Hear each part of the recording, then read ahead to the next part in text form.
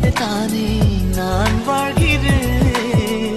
உன் கையில் என்னை தந்து தோள் சாய்கிறேனோ, தோள் சாய்கிறேன். விழியில் உன் விழியில் வந்து விழுந்தேன். அந்த நொடியில் என் எதிர்காலம்